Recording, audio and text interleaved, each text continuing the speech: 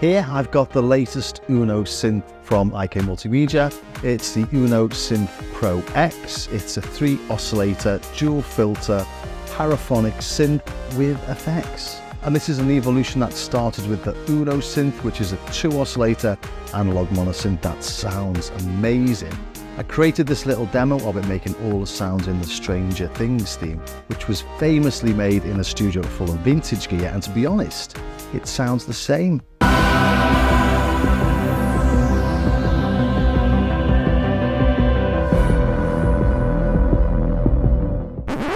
So the Uno synth is a staggeringly good synth considering how little it costs. In the UK at the minute you can pick this up for £89, which is absolutely ridiculous. The Uno synth was followed by the Uno drum, which is a 12-bit really crunchy, nice little drum machine. And then we have the Uno Synth Pro, and this is also a 3 oscillator, dual filter, paraphonic analog synth with effects. And if you're a regular on this channel, you'll know how much I like the sound of this.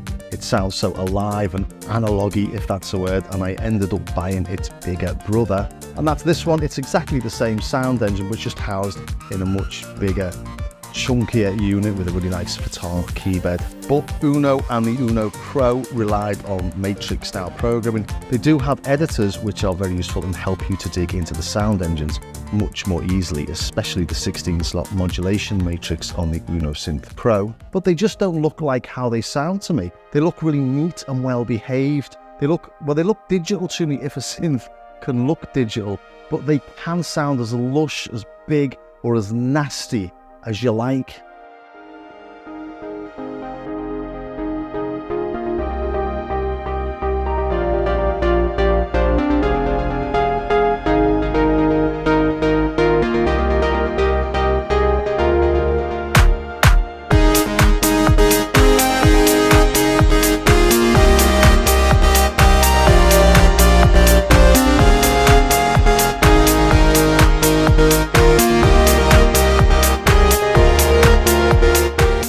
And that now brings us to the Uno Synth Pro X, and this one definitely looks more like it sounds. It looks like a sonic playground that you just want to start fiddling with, for want of a better term, and this obviously makes a huge difference. The matrix was fine, but you definitely relied more on the editor for deep stuff. With this, as you'd expect from something covered in all these knobs, it's so much easier, and more importantly, it's so much more fun to program. Quick overview of the hardware then. Let's just unplug it. To turn it on and off, we press hold. We do get a little click from it. On the back, we've got a DC input as well as USB-C. The USB-C does supply power, but the manual says to not rely on this for power. Only thing with the DC is that it's a small pin. It's not a normal size pin, which is a little bit frustrating if you lose this one.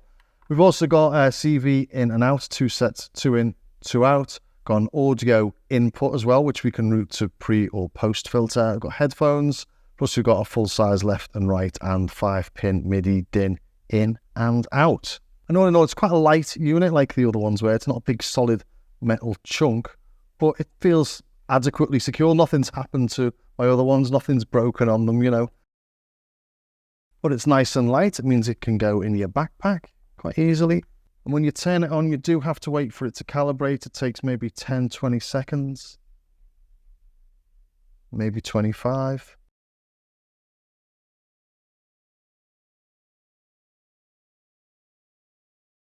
There we go. That's the raw tone, an empty patch. That's patch 256. We've got 256 slots in there. I'm just listening to the raw tone, for example.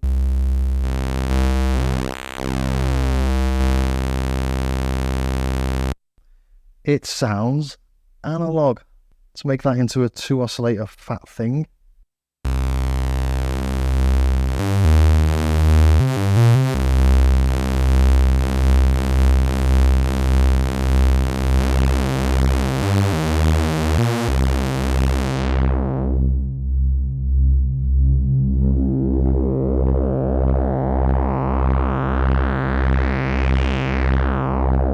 Sounds lovely and gritty already. We've got a much harsher filter here, much more resonant on the right.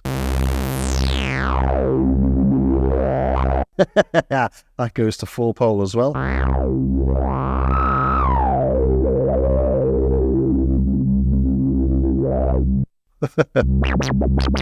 Velocity is obviously routed to the filter there. This is 4-pole. Second one, so we've got 6-pole filter now.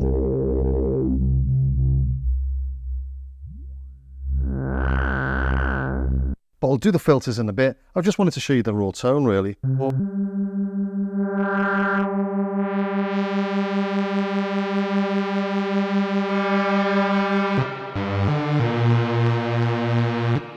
He says that's in reverb, but the reverb is really nice. It's well worth adding it at this stage.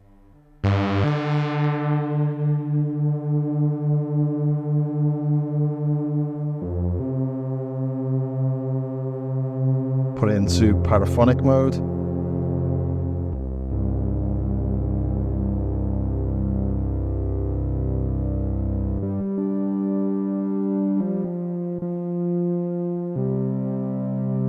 Bring in oscillator 3.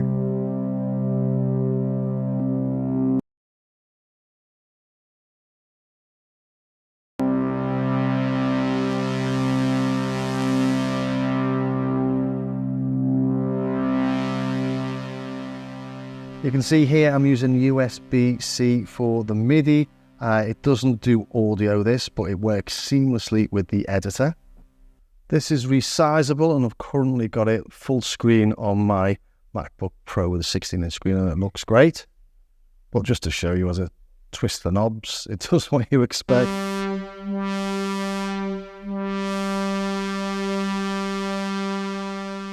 So let's take a look at the interface then, shall we? We've got the 3 oscillators here, 1, 2, and 3. So obviously it's not knob per function, but as close as you're going to get on something this size. Wave shape, tuning, and level, they're all identical, except for you can sync 2 and 3, but you can't sync 1 because that's what it's syncing to. Buttons can be on, off, or flashing. We've got a shift function here. Lots of these have got something written underneath the main label in brackets. So this is envelope 3, shift, and that's flashing, so that's envelope 3. Let's turn that off for now. Bypass the effects. So actually you get loads of visual feedback from this. You can see where you are, 2-pole or 4-pole, low pass or high pass, link the filters, shift, and we're linking them with resonance. So it's all really intuitive. So oscillators, filters 1 and 2. Then we've got 3 envelopes. We've got the filter envelope, the amp envelope, and shift gives us envelope 3, LFO 1 and LFO 2, modulation, delay, and reverb. And over here on the voice, we've got paraphonic or mono or legato. So leave it on mono for now. And then here's where we assign the modulation. So if we hit source and destination at the same time, we can select any of the modulation slots. And we hit source, hit LFO 1, and hit the destination, cutoff. Filter 1 cutoff is modulated by the LFO. Along the bottom, we've got the steps for the sequencer. And underneath, we can see the different functions we've got for the arpeggiator, 1 octave, 2 octave, up, down, forward, backward. And then we've got a small keyboard here. Transport buttons here. Let's load something with the sequence in it.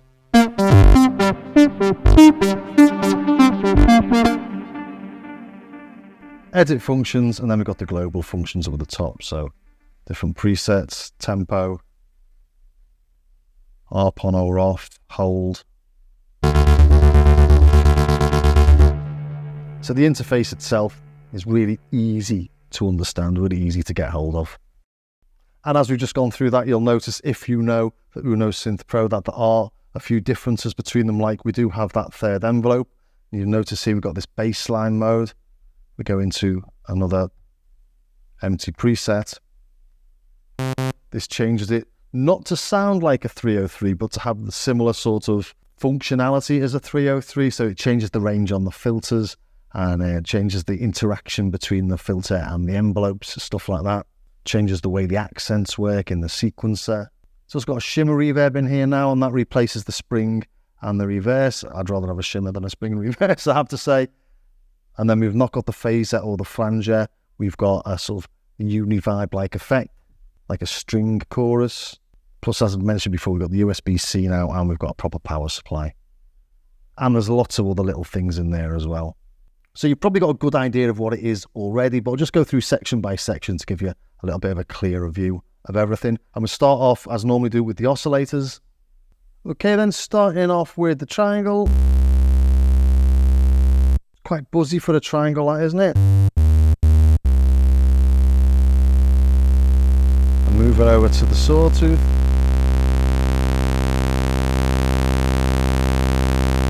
And you can hear there's something going on in there. And if we look at the oscilloscope,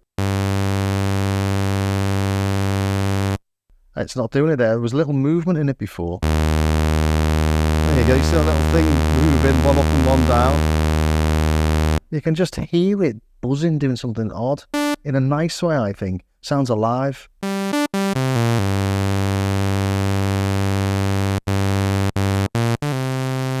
And it depends where you hit it on the keyboard to go lower.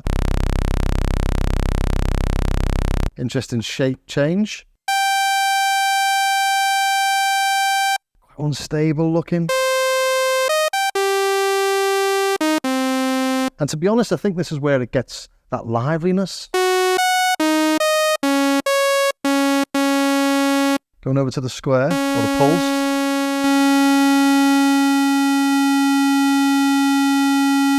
You can hear things happening, can't you? There's no way that's just a simple hollow sound. It's got something else going on.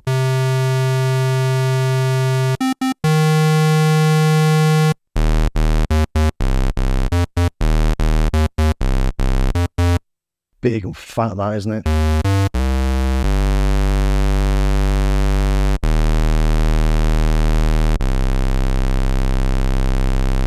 You wouldn't mess with that if you met it in a dark alley.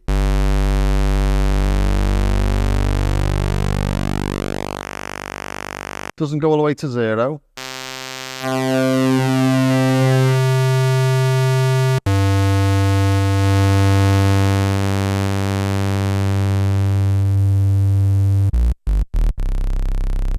But as I say, they're all the same. We do have sync and we've got ring mod on this. So should we try a little bit of sync? Bring oscillator 2 in. And we tune these like you do on the others. We've got 100 plus or minus 100 cents.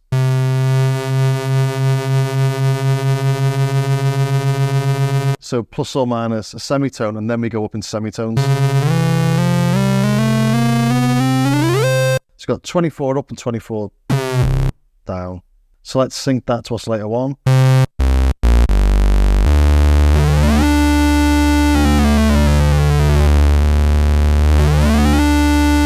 Or should we try some ring mod? So shift and ring mod.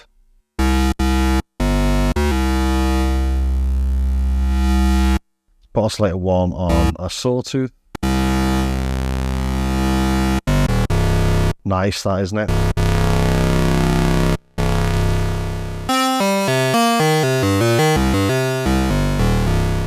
So you have ring mod, we've also got FM. So if we take the ring mod off, we put FM on. So we're changing the amount of FM by holding shift and holding tune or twisting tune.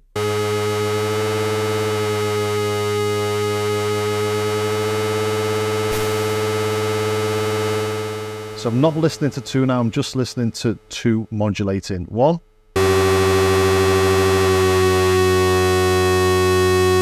That goes from 0 up to 100, whereas when you're on tune, central is 0, then it's plus or minus.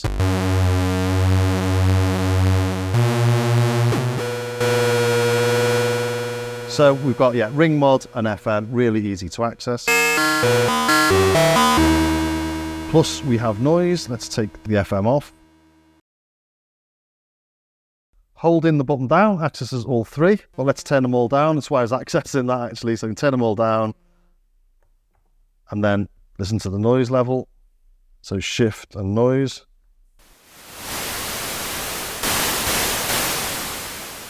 Just showing it's got it really.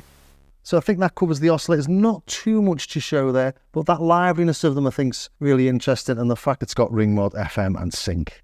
Okay, then over to the filters then, and these are really interesting. We've got two resonant filters. The first one is 12 dB, and that can be low pass or high pass. And the second is 2-pole or 4-pole, and that's always in low pass mode. And you can link them, you can link the cutoff, and you can link the cutoff and the resonance. So let's take a listen to them. Make sure everything's fully open. I'll just take the tracking off for now.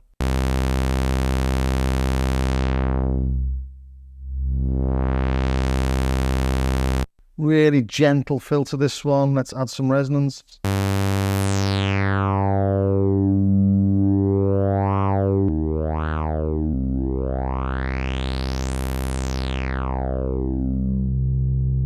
That's on full resonance, so it's not self-oscillating, whereas the second one does. But this one, let's just try it in high pass for now, quickly.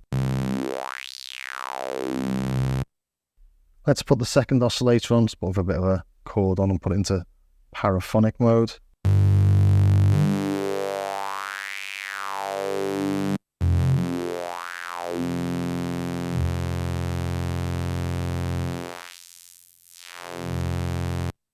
And these seem to distort, actually. I think when you've got the oscillators coming in at a certain volume, let's put them on 100. An oscillator at 1. Really gritty and dirty, that, isn't it? And it can definitely sound a bit distorted at times.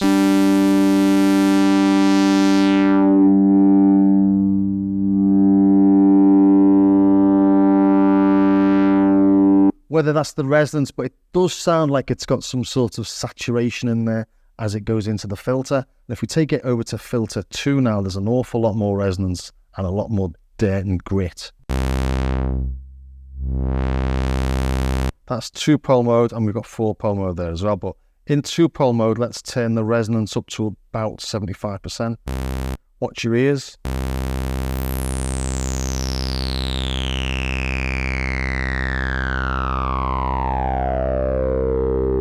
Great, that, isn't it? So smooth.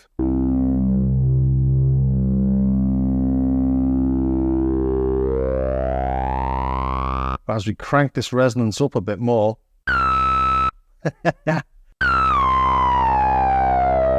that's great, isn't it?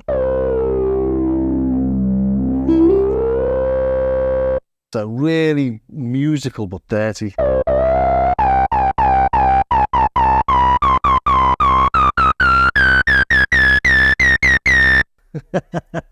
Okay, let's try linking them. So if we bring up the editor, this is quite cool. If we link them and tweak number 1, let's take that resonance down.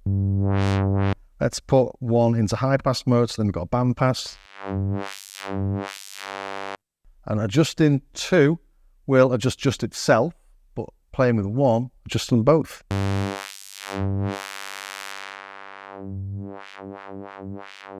And then link in the resonance as well, press shift and link, and we'll link in the resonances. So for tweak 1,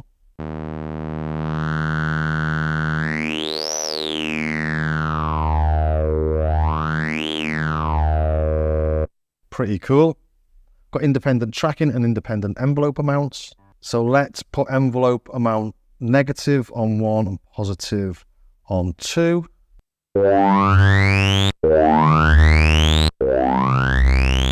That's in parallel, and you'll notice here we've also got a phase invert. So if we invert the phase of 1, would be handy if that were flashed as well. I think a little firmware update's needed there.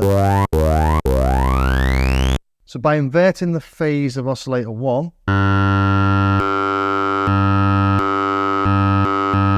we're getting different effects there, aren't we? Much more bass coming through in that instance. And you can get sort of vowely sounds from it. So there's a fair amount to look at there. Tracking as well, should we try that? If we press shift and tracking, let's get it to 100%, shall we? It goes up to 200. And I have noticed on this, I can't get it to track it precisely. Oops. So this goes from plus 200 to minus 200, so it's quite tricky to get this spot on, which is why using the knob, I did it then, but why using the knob, it's quite handy. This knob clicks so you can get precise values. but it's not 100%. Needs to be a little bit more. That's too much. Whether that can be improved in calibration, I don't know. It has just calibrated itself. If we go into the system settings, go into calibrate, start, it's calibrating, completed.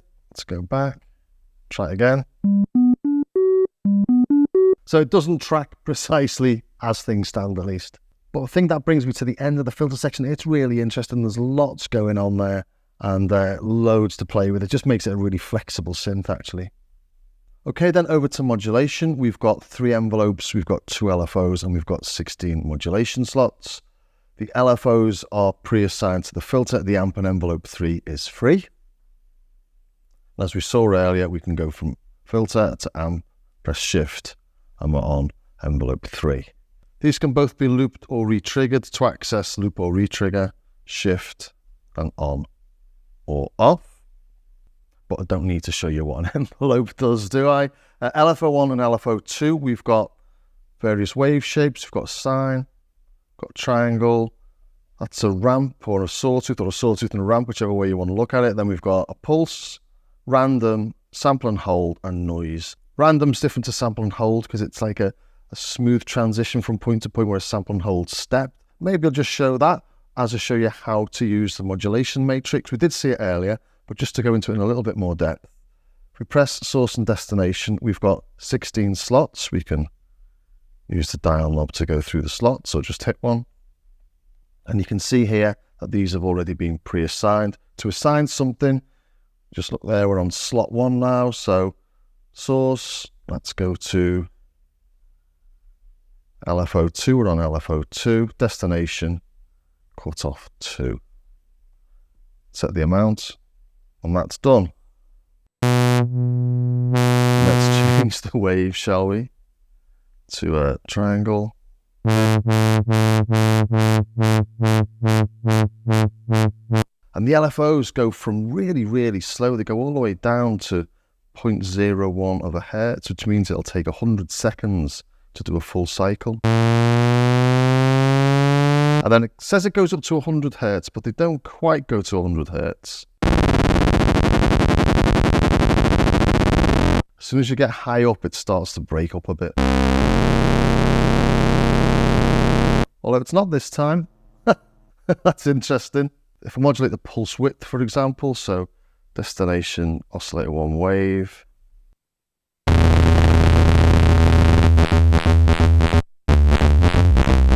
You get weird things happening when you get over sort of 80 hertz, but you might expect that sort of stuff. It's almost going into audio rate modulation then, isn't it? Well, it is audio rate. And that actually brings me over to the mod matrix and what we've got in there. We come to the editor, we look in the matrix, we've got these 16 slots, sources and destinations. And you'll notice here that not all the destinations are available for all the sources. And this was because I was trying to use the key pitch to modulate the LFO rate, just to see if I could do FM via the LFO rather than using the oscillators. But that's not possible. And there's a few other little things that aren't possible. But what is possible on this, if we look again, we've got the CV out as destinations. We've got 2 CV outs if we want to control our Eurorack with this, or we've got 2 CV ins if we want to control this with other stuff.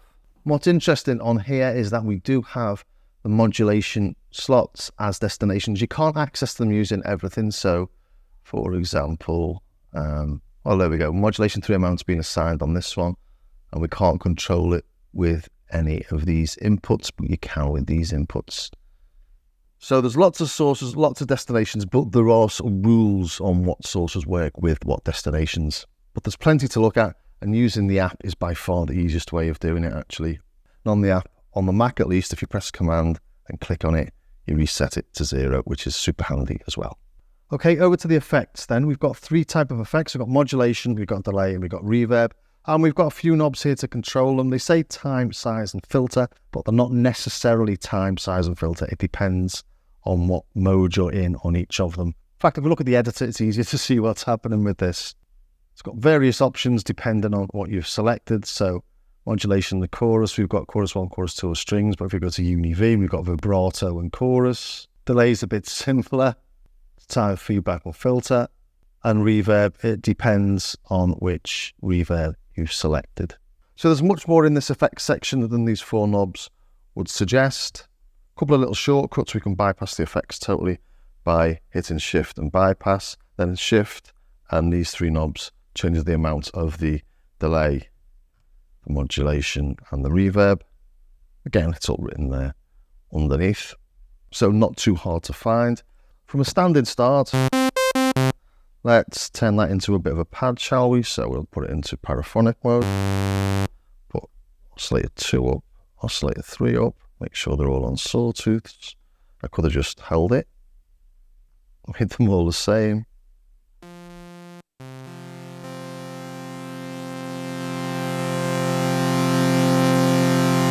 Add a little bit of amp release, and attack.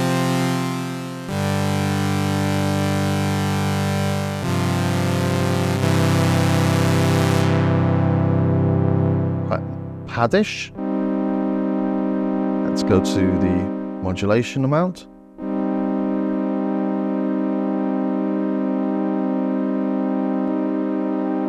So this is a string.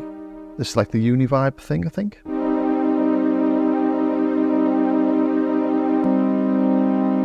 Then we've got Synth 2. Is that like a Juno chorus, maybe? Synth 1, is this like Juno 1 chorus? I don't know, I've not checked it.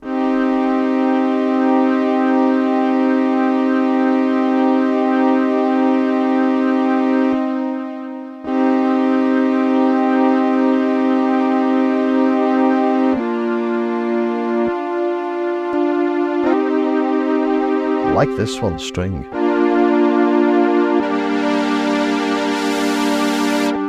If we go into data, type chorus or vibe, go into vibe.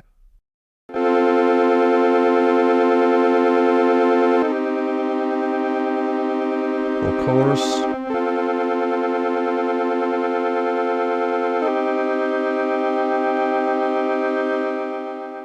So these are nice modulation effects. Then we've got delays and reverbs. Quick listen to the delays. Let's take this off. In fact, let's go back to an initial patch. And then let's make that a little bit, I don't know, just a little bit more modulated. Let's modulate the cutoff with the filter.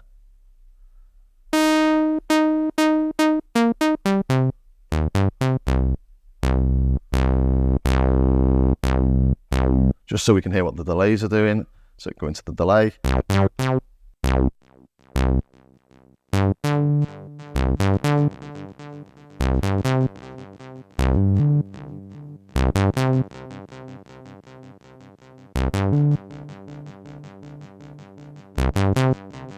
So we don't go into self-oscillation.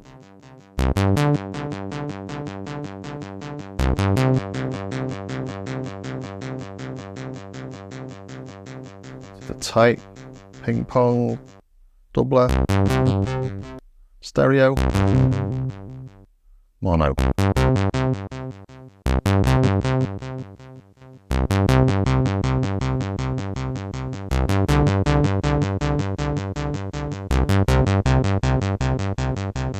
And again, just so it's easier to see what I'm doing, left, center, and right.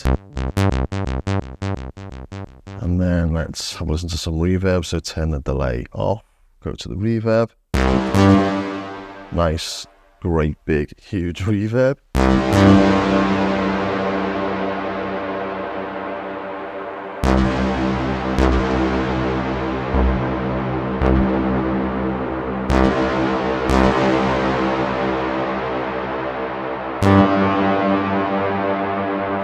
That's got all your big ambiences covered, hasn't it?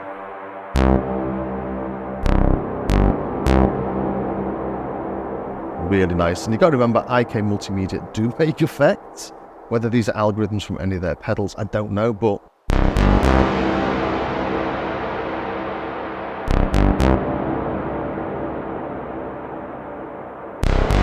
that massive as well, just to hear.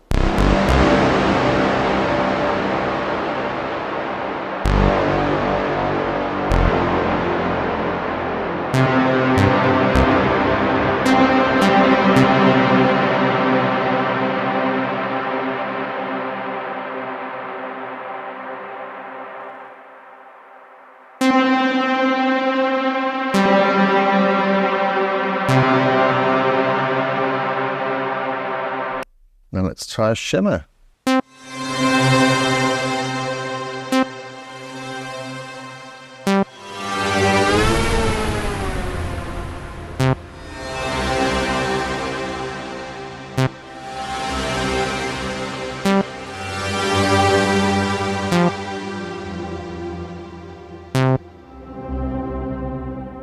You'll notice that's not updating on the app. This is a pre-release version of the app though.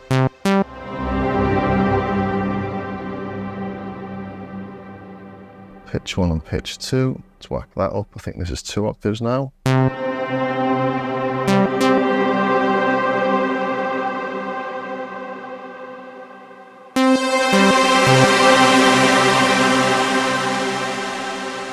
So yeah, these effects are really nice, aren't they? Let's turn that into a bit of a pad then, shall we? Just to see. So paraphonic mode. Let's make it into a PWM pad. Just turn the amount down a little bit. So we'll go into slot 1. Destination source will be LFO1. And destination will be pulse width. LFO2. Destination pulse width of 2. Amount, let's turn that up.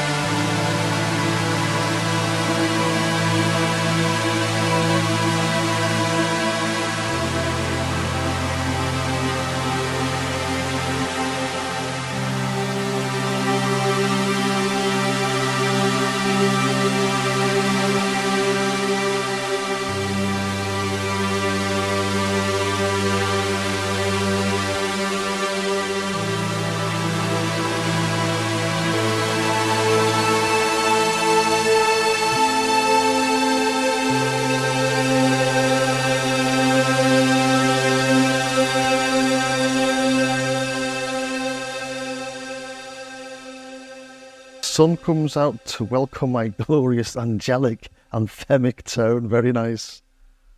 But yeah, the effects on this work as effects. You don't need another pedal to play with this. And really nice quality on their own. Okay, let's take a look at the Arpeggiator. We've got a blank patch here. If we put hold on the Arpeggiator,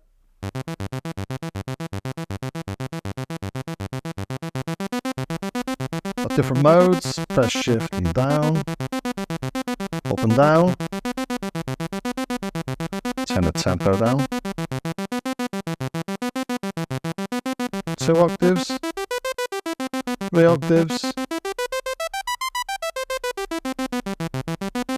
We can change the gate, shift and gate.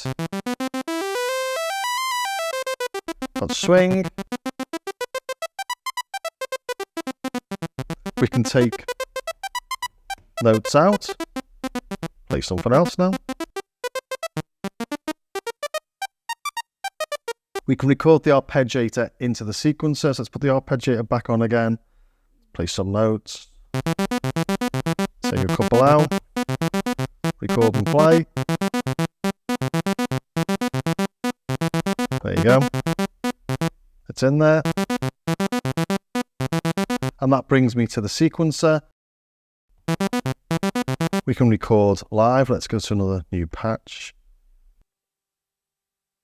Record and play. Got to hit them together. Got a metronome on, you can change the metronome in setup.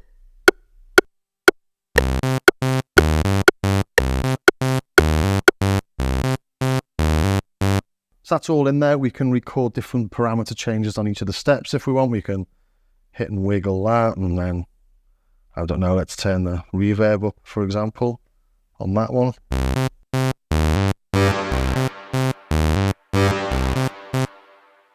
Or we can record those live.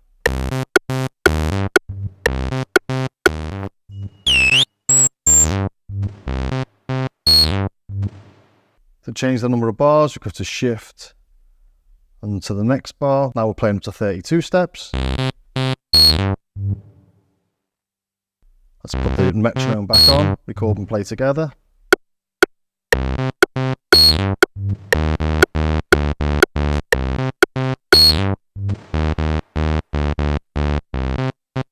And we can go into each of those steps and we can see what's happening. If we go back to 16, one of these had something on it, didn't it? Let's press that. We can see we've got the note, got velocity, we've got the length, filter cutoff, the reverb amount. We can also step record into the sequencer, press record, then hit the step and hit what note you want to play with it. Let's go an octave lower for the next one. Let's go back again. And let's add some ties to that, shall we? So we'll tie 3 and 4, 9 and 10, 13 and 14, 16 and 1. Take it a bit faster.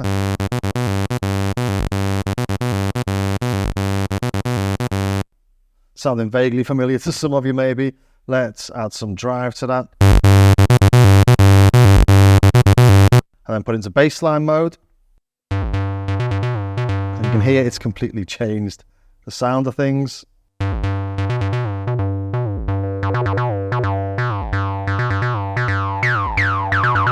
It's not trying to make it sound like a 303, but just act like a 303, so we can add some accents into that. Put some accents, I don't know, on 1. Where should put it? 1 and 9.